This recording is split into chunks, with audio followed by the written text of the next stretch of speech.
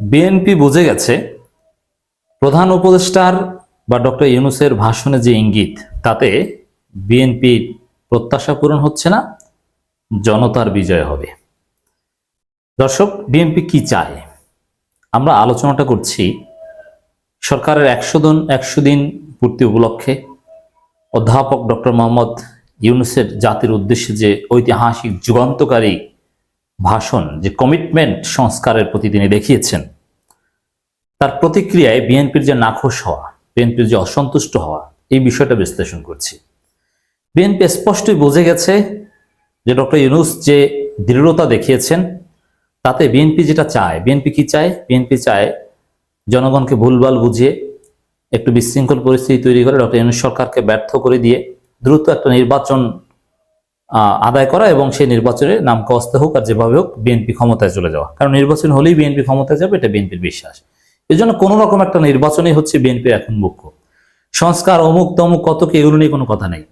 দেখেন, সোফার বিএনপি নেতাদের পক্ষ থেকে যে প্রতিক্রিয়াগুলো এসেছে বিভিন্ন টকশোতে বা এখন পর্যন্ত, তার বক্তব্যের 10 ঘন্টা পর আমি বক্তব্য দিচ্ছি, ডক্টর ইউনূসের বক্তব্যের 10 ঘন্টা পর, এইসব জায়গায় আপনি দেখবেন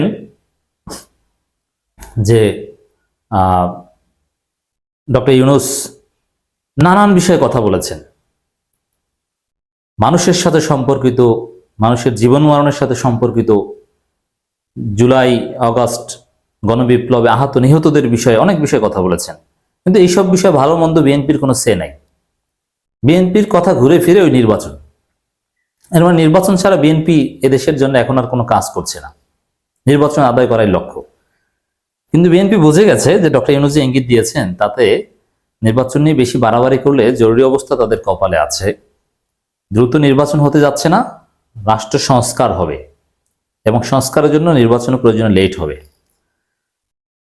প্রধান উপদেষ্টার ভাষণের প্রতিক্রিয়া: নির্বাচনী রোডম্যাপ না থাকাটা দুঃখজনক, ঢাকা পোস্টকে মির্জা ফখরুল। দেখেন, নির্বাচনী রোডম্যাপ তো নেই, শীঘ্র নির্বাচনী রোডম্যাপের সম্ভাবনাও নেই। হ্যাঁ, নির্বাচন পাবেন, আপনারা ছাত্র সংসদ নির্বাচন পাবেন, স্থানীয় সরকার নির্বাচন পাবেন, তারপরে জাতীয় নির্বাচনের জন্য কাঙ্ক্ষিত ফিল্ড তৈরি হলে তারপরে রোডম্যাপ, সেটা টু লেট। এটা মির্জা ফখরুল বুঝে গেছেন বলেই ক্ষুব্ধ প্রতিক্রিয়া দেখিয়েছেন ডক্টর ইউনূসের ভাষণে। অন্তর্বর্তী সরকারের 100 দিন উপলক্ষে জাতির উদ্দেশ্যে দেওয়া ভাষণে প্রধান উপদেষ্টা ডক্টর মোহাম্মদ ইউনূস বলেছেন, নির্বাচনের ট্রেন যাত্রা শুরু করেছে, এটা আর থামবে না। প্রধান উপদেষ্টার এই বক্তব্যকে গতানুগতিক বলে মনে করেছেন বিএনপির মহাসচিব মির্জা ফখরুল ইসলাম আলমকে। নির্বাচন রোডম্যাপ না থাকায় তিনি হতাশা প্রকাশ করেছেন। রোডম্যাপ আসেন, নির্বাচনের রোডম্যাপ আপনার কি নির্বাচন? আপনারা কি মাগুরা মার্কা নির্বাচন চান, না 2018, 24 কিংবা 14 সাল মার্কা নির্বাচন চান, না 8 সালের মতো ভাগাভাগি নির্বাচন চান? নির্বাচনের মতো করতে হলে রাষ্ট্র সংস্কার করতে হবে। আমাদের ব্যবস্থাটা এমনভাবে ধ্বংস হয়েছে, নির্বাচনের কোনো পরিবেশ নেই। দীর্ঘমেয়াদী সংস্কার ছাড়া একটা সুষ্ঠু নির্বাচন হবে না। আমাদের গণতান্ত্রিক পদ্ধতিতেও সংস্কার করতে হবে, পিআর সিস্টেম না কি সিস্টেম, এগুলো নিয়ে কথা আছে। এটা তো রাতারাতি হয় না। ডক্টর ইউনূসের ভাষণের পর ঢাকা পোস্টকে দেয়া তাৎক্ষণিক এক প্রতিক্রিয়া মির্জা ফখরুল বলেন, তিনি গতানুগতিক বক্তব্য দিয়েছেন। ওনার কাছে জাতি আশা করেছিল যে সংকট উত্তরণে একটি নির্বাচন রোডম্যাপ হবে, সেটা জাতি দেখতে পায়নি, এটা দুঃখজনক। না, আমি তো কাউকেই বলতে শুনিনি বা দেখিনি আমাদের স্পেয়ারে যে ডক্টর ইউনূস একটা নির্বাচনী রোডম্যাপ দিয়ে দেখি এই ভাষণে একটা রোডম্যাপ দেয় কিনা। এই বিষয়ে জনগণের কোনো আকাঙ্ক্ষা কিংবা সিরিয়াসনেস নাই। শুধু বিএনপির কিছু লোকের আছে যে নির্বাচনী রোডম্যাপ, এর বাইরে তারা কিছুই দেখে না। কিন্তু জনগণ ডক্টর ইউনূসের ভাষণে কোন দিকটা চেয়েছিল? দ্রব্যমূল্যের সমাধান দিবেন, আমাদের বিপ্লবে আহতদের এবং রাষ্ট্র সংস্কার বেশি সুনির্দিষ্ট কিছু কথা বলবেন। এখন জনগণের দৃষ্টি মূলত সংবিধান পুনর্লেখন, বাতিল না সংশোধন, এইসব দিকেই কিন্তু জনগণের দৃষ্টি। নির্বাচন নিয়ে জনগণ ভাবছে না। তো মির্জা ফখরুল সহ কয়েকজনের বক্তব্যকে জাতির বক্তব্য হিসেবে চালিয়ে দেওয়াটা, জাতির বক্তব্য তারা কিভাবে যাচাই করেছেন? কোনো সার্ভে করেছেন? না, এটা বিএনপির স্থায়ী কমিটি মনে করে ওইটাকেই জাতির বক্তব্য বলে চালিয়ে দিয়েছেন। বিএনপির সমর্থকরাও এটা মনে করে না। উল্লেখ্য, জাতির উদ্দেশ্যে ভাষণে ডক্টর মোহাম্মদ ইউনূস বলেছেন, নির্বাচনের ট্রেনে যাত্রা শুরু করেছে, এটা আর থামবে না। কিন্তু যেতে যেতে আমাদের অনেকগুলো কাজ সেরে ফেলতে হবে। এই ট্রেন শেষ স্টেশন কখন পৌঁছবে সেটা নির্ভর করবে কত তাড়াতাড়ি আমরা তার জন্য রেল লাইনগুলো বসিয়ে দিতে পারি, আর তা হবে রাজনৈতিক দলগুলো ঐক্যমতের মাধ্যমে। অতএব বিএনপিকে রাজি হতে হবে। বিএনপি যদি লেট করে অযথা দেরি হবে, জরুরি অবস্থা আসবে বিএনপি বাড়াবাড়ি করলে। এবং সুন্দর একটা নির্বাচনী ব্যবস্থার কথাও ডক্টর মোহাম্মদ ইউনূস বলেছেন। যাই হোক, দেখেন মির্জা ফখরুলের যে সংক্ষিপ্ত প্রতিক্রিয়া, এ থেকে আর একটা বিষয় আমাদের নজরে এসেছে।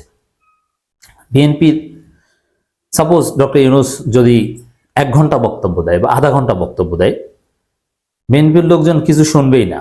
তারা শুনবে, হ্যাঁ, যারা টকশো করে লেখালেখি করে তারা শুনবে, নেতারা সবসময় তাকিয়ে থাকবে যে নির্বাচনে কোনো রোড ম্যাপ ঘোষণা করে কিনা। বাকিগুলো ওগুলো তারা শুনেই না। এই কারণে বাকি বক্তব্য নিয়ে মির্জা ফখরুলের কোনো প্রতিক্রিয়া নেই। সংক্ষিপ্ত প্রতিক্রিয়া যেটা ইনস্ট্যান্ট দিয়েছেন, পরে হয়তো বা ডিটেলস প্রতিক্রিয়া দিবে।